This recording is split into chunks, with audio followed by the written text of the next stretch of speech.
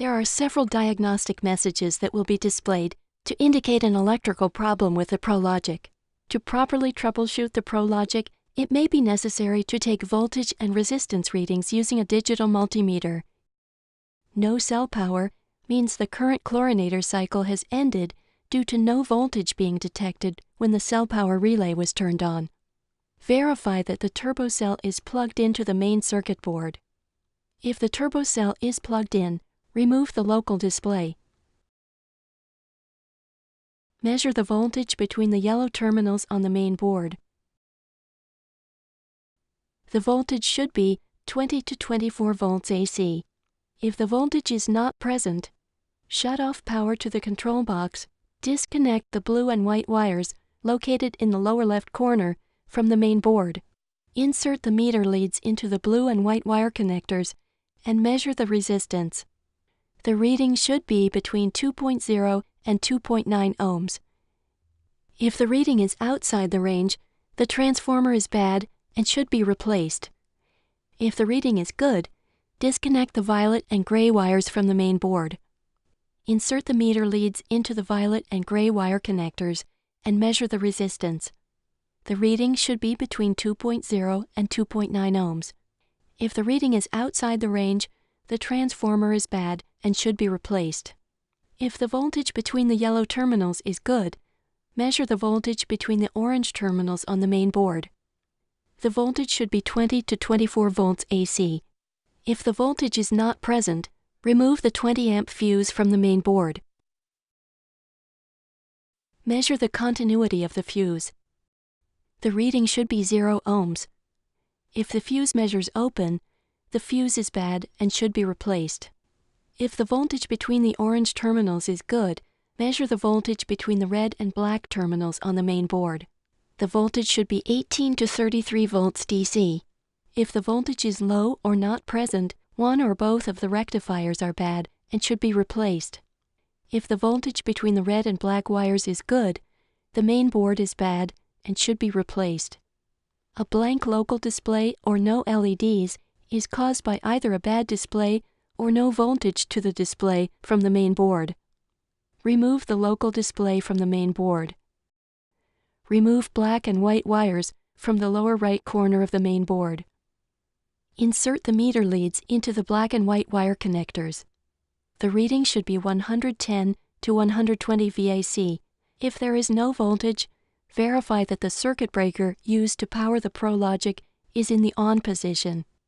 If the voltage is good, unplug the local display connector from the main board.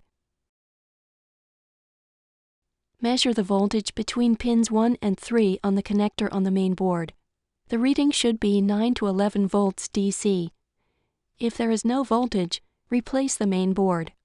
If voltage is present, replace the local display.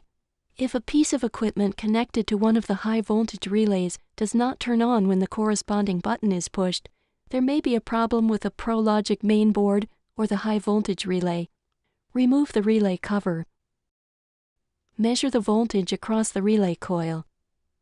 The reading should be 18 to 24 volts DC. If there is no voltage, replace the main board. If voltage is present, the relay may be bad. With the relay energized, measure the continuity between contact terminals 1 and 2 and 3 and 4. The reading should be 0 ohms. If one or both of the contacts are open, the relay is bad and needs to be replaced. If the contacts are good, then the problem is either in the piece of equipment that is being controlled by the relay or the wiring from the ProLogic to the piece of equipment. If a heater does not turn on, there may be a problem in the ProLogic main board. In the configuration menu, verify that the heater is enabled and in auto control. In the settings menu, set the desired temperature to at least 1 degree higher than the actual water temperature. Verify that the filter pump is on and the heater LED is illuminated. Measure the continuity of the heater relay contact. The reading should be 0 ohms. If the contact reads open, the heater relay on the main board is bad. The main board needs to be replaced. If the contact is good, the problem is in the wiring between the heater and the ProLogic.